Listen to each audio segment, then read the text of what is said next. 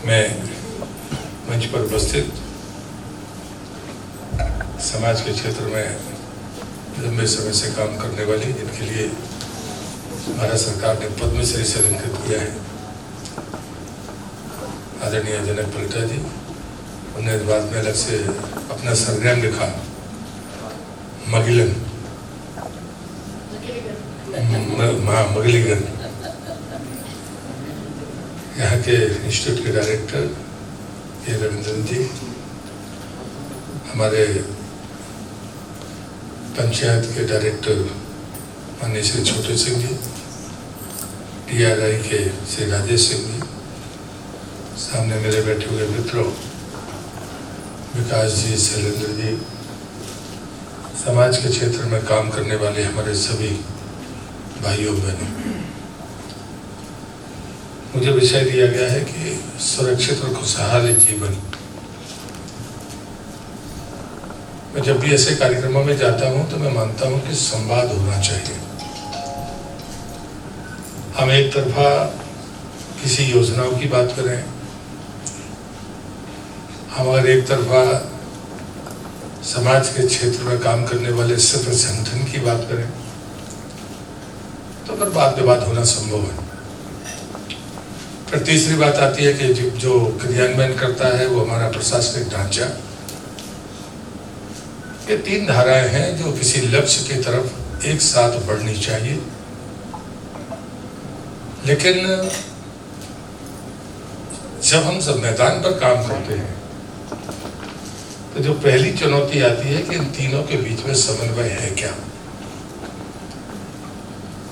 फिर दूसरी बात आती है कि हम वर्तमान में जब कोई चिंता व्यक्त करते हैं, वर्तमान में किसी काम पर, किसी योजना पर काम करते हैं या किसी विचार के आधार पर आगे बढ़ने की कोशिश करते हैं, तो हम कितनी दूर तक देखने की स्थिति में हैं। हम अतीत को कितना स्वीकार करते हैं, अतीत की गलतियों को क्या हमने चिन्हित किया है। ये सबसे बड़ी चुनौती है जो अभी तक देश की आजादी के इतने लंबे कालखंड में हमने इस पर कभी जरह नहीं की। क्या हमारा अतीत सबसे बिल्कुल बेकार ही था, उसमें कुछ भी कार्य का योग्य नहीं था?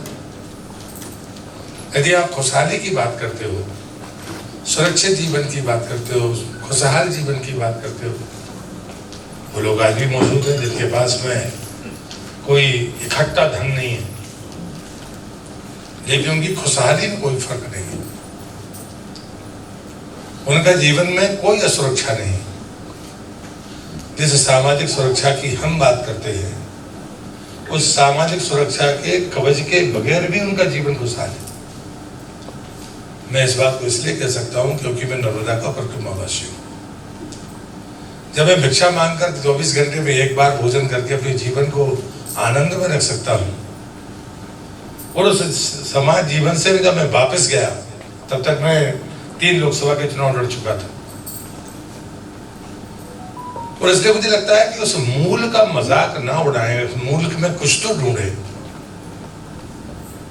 क्या हमने उसको छोड़कर गलती की, या हमने उसको कभी सोचा ही नहीं कि इसमें कुछ हमारे लायक भी है।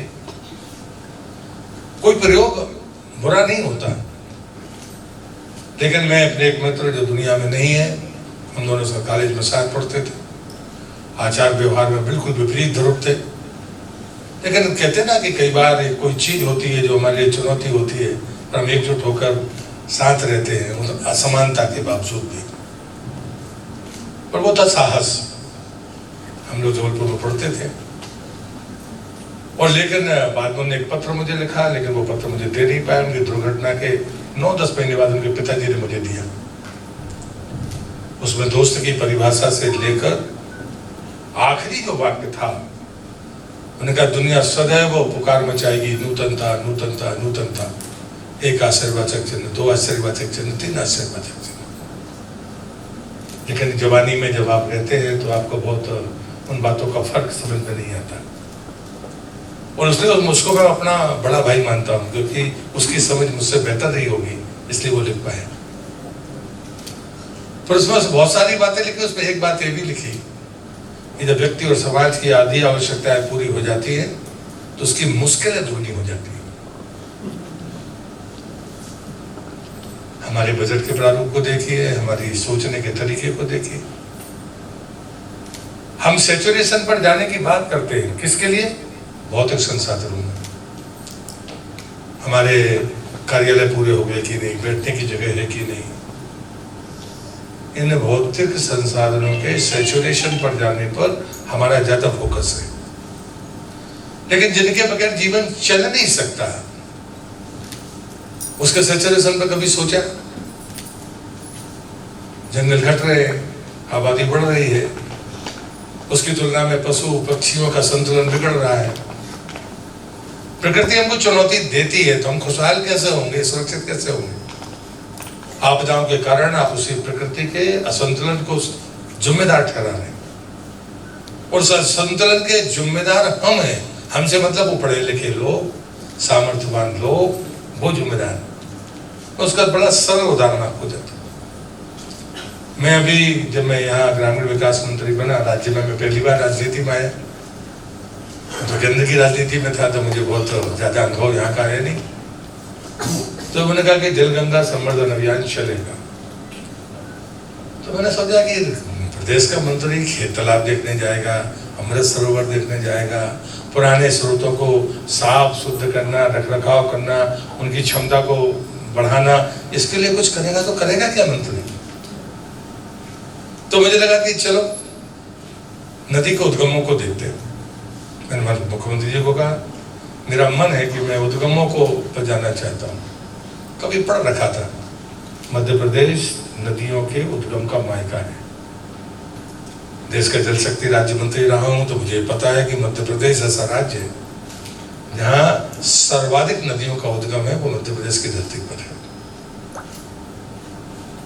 नर्मदा बेसिन में विंध्याचल का आधा पानी, सतपुड़ा का आधा पानी नर्मदा बेसिन में जाता है।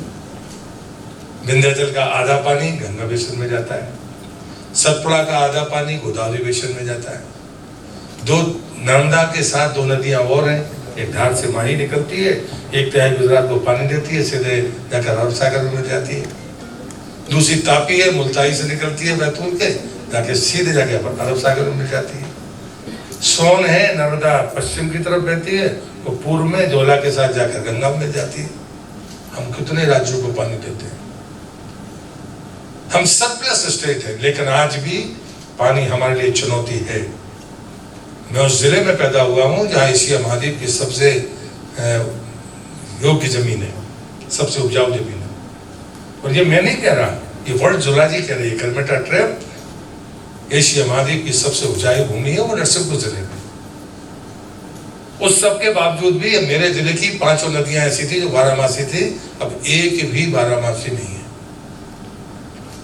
हम वो लोग हैं जो जब मैं पढ़ता था, बचपन में था, लोग सुबह अपने हाथ से बोरवेल खोदते थे, ट्यूबवेल नहीं, हाथ से खोदते थे, और दोपहर के भोजन में पानी वही पीते थे जो उन्हें खोदा है। 18 फीट 20 फीट काली मिट्टी की परत है। रिचार्जिंग का सबसे बड़ा सिस्टम वही था। हम खुशहाल थे, हमें सरकार की कोई जरूरत नहीं थी। नरसिंहपुर का आदमी कभी सरकार की परवाह नहीं करता, लेकिन आज वो नहीं है। हम गन्ने की खेती की तरफ चले गए, और आज जो अलार्मिंग स्थिति है उसमें हम ऐसी स्थिति में है कि कब सूखे हो जाएंगे इसका अंदाजा नहीं पड़ेगा। हम किस खुशहाली की बात करते? पैसा है हमारे पास, एशिया की सबसे उपजाऊ भूमि है, नर्मदा के दोनों तट पर हम बसे हुए हैं, लेकिन नदियां तो सूख गई। तो कहां से लेकर आओगे खुशहाली? कभी ना कभी तो आने वाली पीढ़ी को भुगतना पड़ेगा। अभी नहीं भुगतेंगे तो कब भुगतेंगे? जिम्मेदार कौन है? इस सुरक्षा की गारंटी को हम कितनी पीढ़ियों तक दे पाएंगे? किस सुरक्षित जीवन की बात कर रहे हैं? कितनी पीढ़ी की बात कर रहे हैं? इस पर विचार करना पड़ेगा। भवन तो बन जाएंगे, सड़क है, पुल है, पुलिया है, दुकान मकान ऑफिस का सब बन जाएंगे, इसमें कोई दिक्कत नहीं है। मैं भी आया, मैंने पूछा कितनी पंचायत भवन नहीं है, बिना भवन की कितनी पंचायत? उन्होंने कहा है 2800 के आसपास। मैंने 2 बार में पूरी कर दी। मैंने कहा बना दो, डिजाइन बदल दी।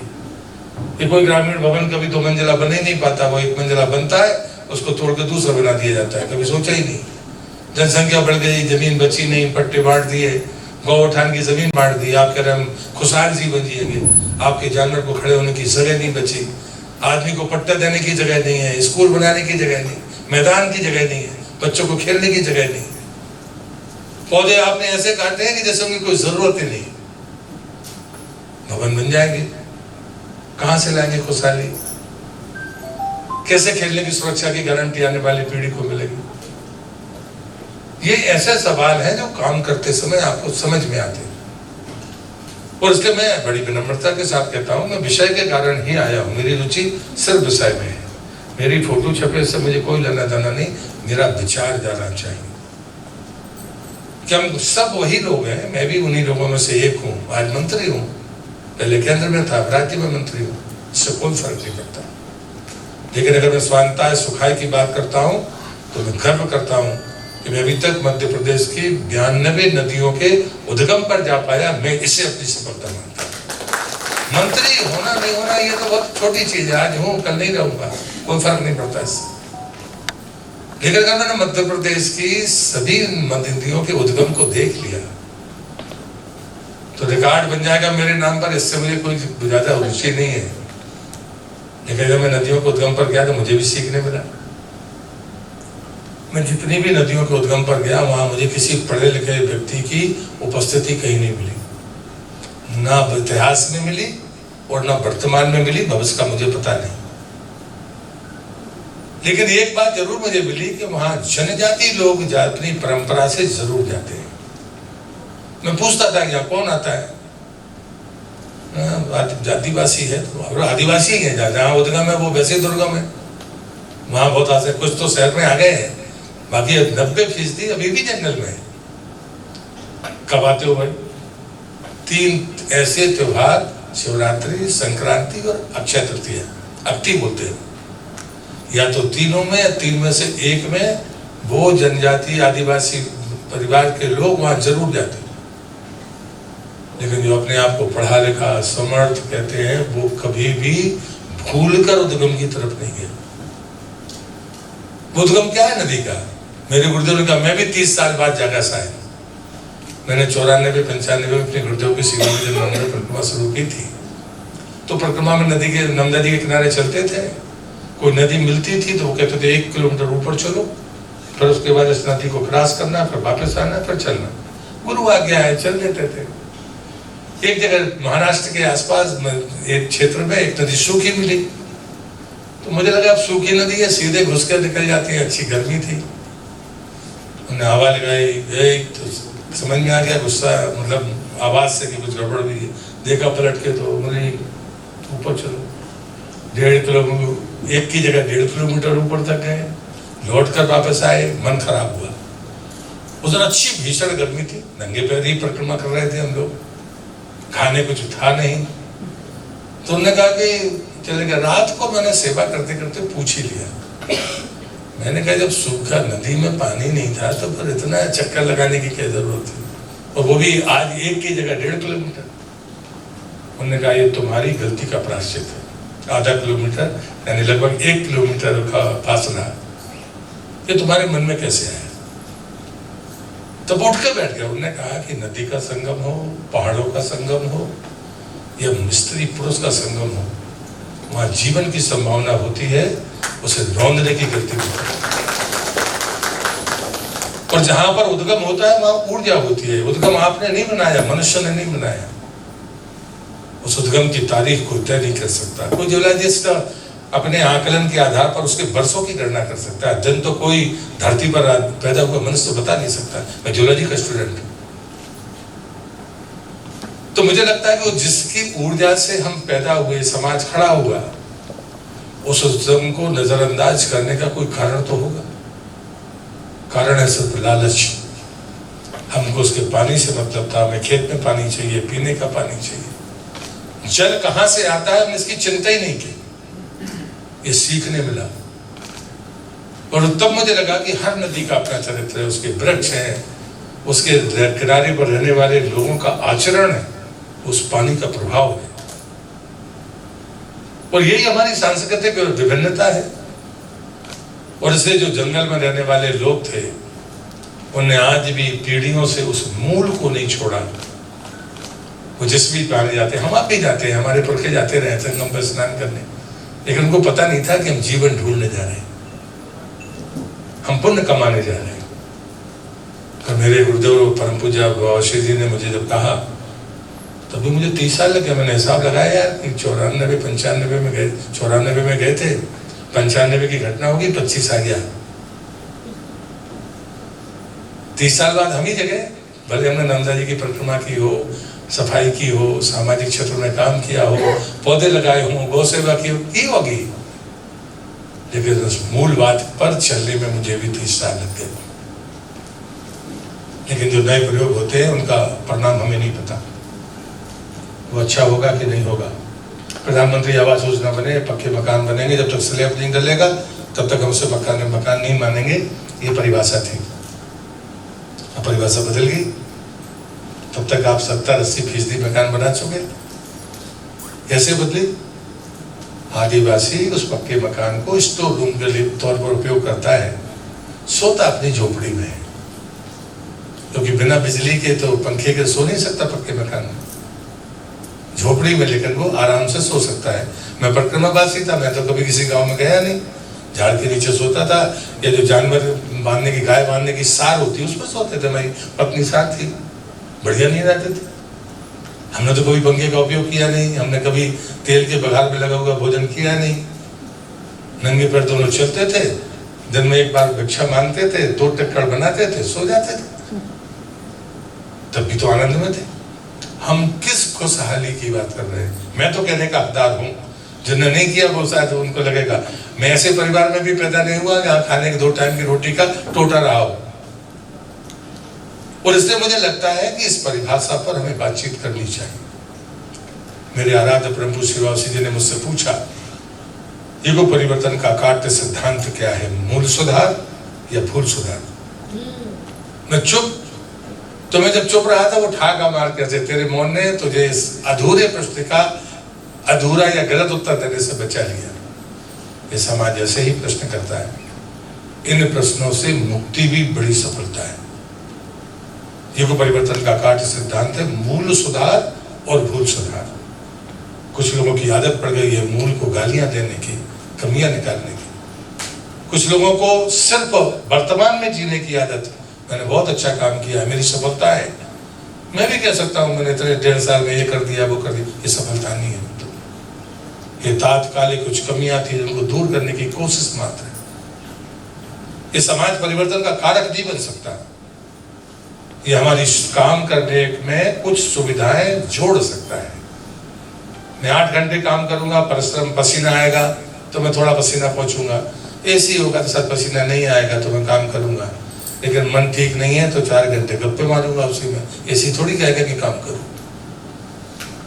आज लोग परिश्रम से बचना चाहते हैं। अगर हमें कोई जगाने की बात करनी है, सुरक्षित जीवन चाहिए तो श्रम जरूरी है। हम सिर्फ बौद्धिक श्रम के दम पर, तकनीक के दम पर खुशहाली और सुरक्षित जीवन की गारंटी नहीं दे सकते। मैं इस बात को जिम्मेदारी के साथ कह सकता हूं।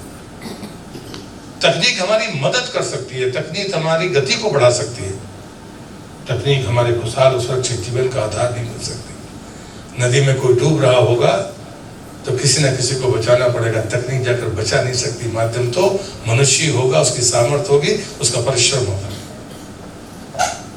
हम ऐसे एकांगी ना चलें तो ज्यादा बेहतर होगा। और इसलिए मुझे लगता है कि हम वो समाज जीवन में अच्छे मन से आए हुए लोग हैं, जिनके मन में कसक है, जिनको लगता है कि इन कष्टों से लोगों से मुक्ति दिलाना, ये भ्रष्टाचार है, ये कड़ी जुड़ नहीं रही है, इसके पीछे इतने गैप के कारण इतनी बड़ी नुकसान हो रहे हैं, व्यक्तिगत भी हो रहे हैं, सामुदायिक भी हो रहे हैं, और लंबे समय तक आने के बाद में बड़े दुष्परिणाम भी हमारी आंखों के सामने दिखते हैं।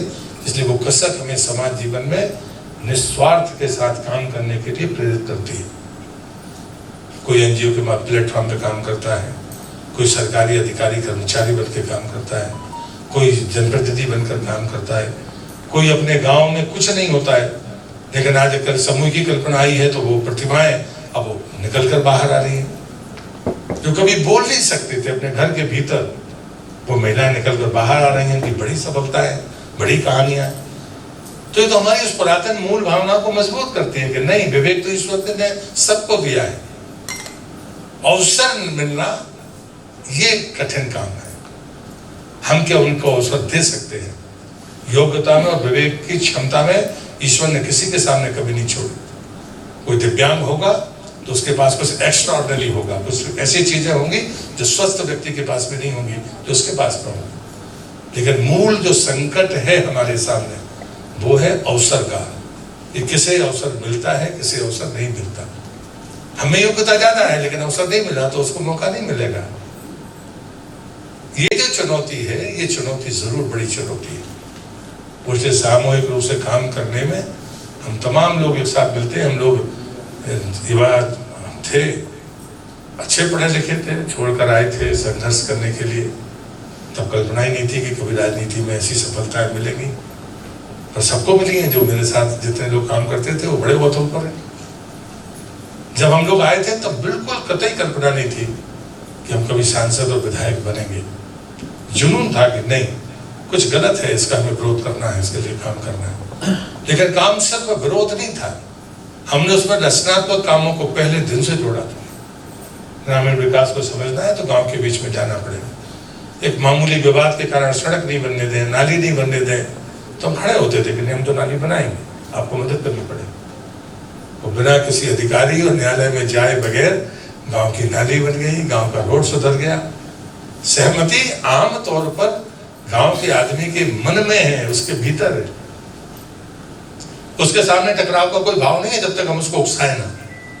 हाँ, निजी द्वेष है, उसकी अकड़ के कारण वो एक दूसरे की नहीं मानते, लेकिन मध्यस्थता ईमानदारी के साथ करे तो वो विवाद, पुराने से पुराने विवाद खत्म किए जा सकते हैं।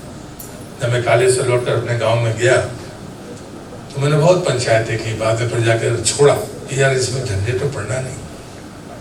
लेकिन मेरे पास रिकॉर्ड है कि मतलब उस पूरी तहसील में जहाँ का क्राइम रेट 82 से 83% था उस थाने का, वो कभी 12% को लांघा नहीं।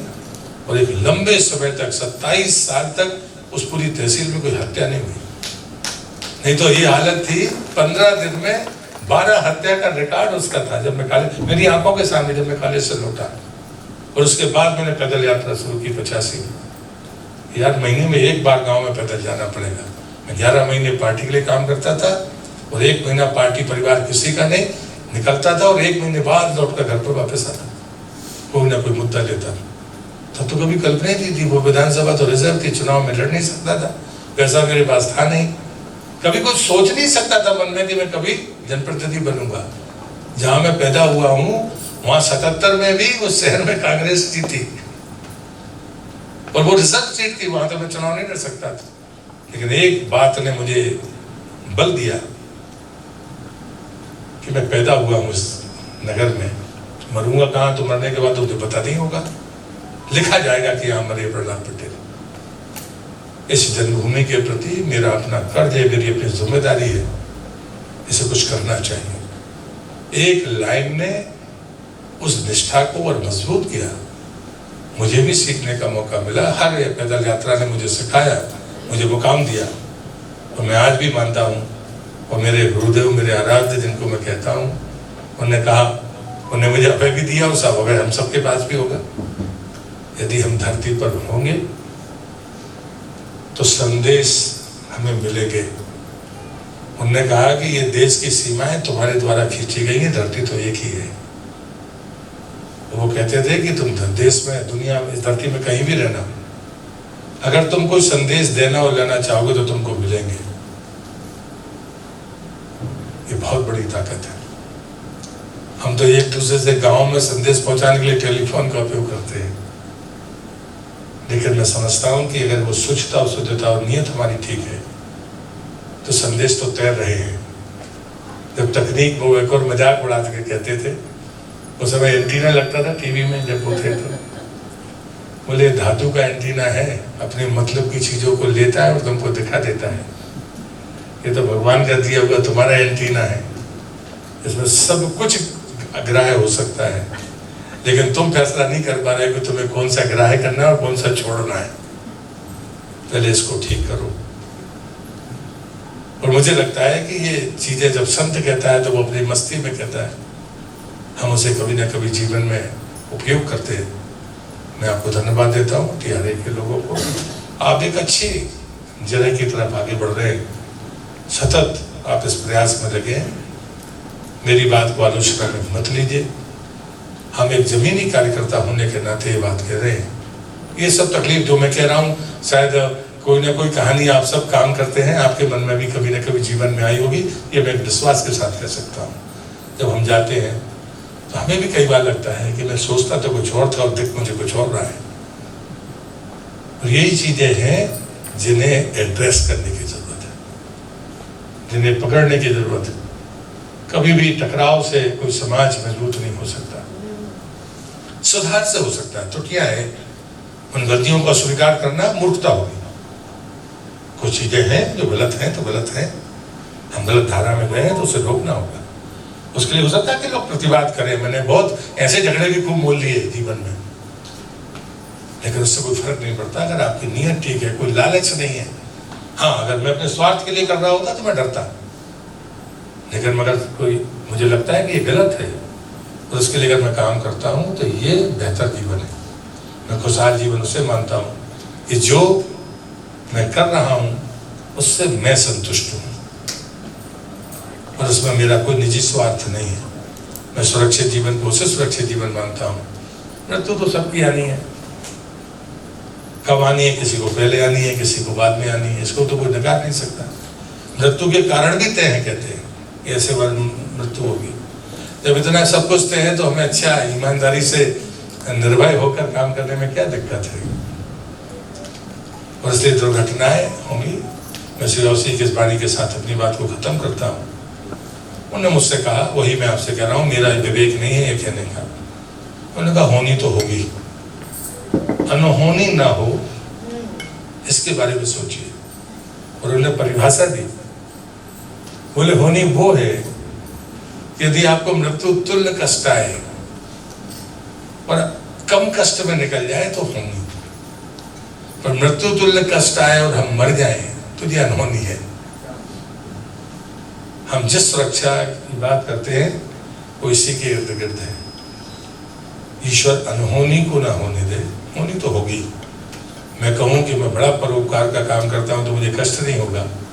हमारा सनातन, हमारा अध्यात्म, हमारी पुराना इतिहास कभी ये नहीं कहता जिसने जीवन में अच्छा काम किया है उसका जीवन जितना कष्ट में रहा तो किसी और व्यक्ति का नहीं रहा। जिस कष्टकारी समाज के लिए वो लड़ा उनको उतना कष्ट नहीं भोगना पड़ा जितना उसकी तरफदारी करने वाले व्यक्ति को भुगतना पड़ा है। इसलिए उसको कभी कष्ट मत मानिए। ये कष्ट हम अपनी मर्जी से मोल लेने वाले लोग हैं तो यहाँ बैठे, कुछ छोटे होंगे बड़े होंगे, मैं इसकी बहुत परिभाषा नहीं करता। मेरे गुरुदेव ने कहा था कि जो उद्गम पे जाएगा वो चाहे कोई हो, पढ़ा लिखा हो ना हो, उसकी ऊर्जा बाकी लोगों से बेहतर होगी। इसलिए मैं मानता हूँ इस कक्ष में बैठे हुए लोग जो समाज की खुशहाली और सुरक्षा के लिए सोच रहे हैं उनकी ऊर्जा बाकी लोगों से अलग होगी। मैं आप सबको नमन करते हुए अपनी बात को समाप्त करता हूँ। बहुत शुभकामनाएं, भगवान आपको और सामर्थ्यवान बनाए ताकि आप बेहतर परिणाम दे सके। भारत माता की जय। बहुत बहुत धन्यवाद माननीय मंत्री जी, और हमारे आदर्श और हमारे गाइडेंस हमें हमेशा देने वाले। उद्गम जहाँ होता है वहाँ जीवन की उम्मीद होती है। तो और उनका जो इस तरह का जो वक्तव्य है, जल गंगा संवर्धन अभियान की शुरुआत में उनका जो योगदान है, प्राकृतिक संसाधनों का संरक्षण, संवर्धन और भौतिकवाद से निकलकर बाहर निकलना और एक खुशहाल मध्य प्रदेश, खुशहाल मानव जीवन की ओर इशारा करना हमारे लिए काफ़ी मायने रखता है। हम उनके इस तरह के आशीर्वचन को साथ में रखेंगे और अपने कार्यक्रमों, नीतियों और जिस तरह जहाँ पर हम लोग ग्रामीण क्षेत्र में काम कर रहे हैं उनका मार्गदर्शन लेते रहेंगे। तो बहुत बहुत धन्यवाद माननीय मंत्री जी।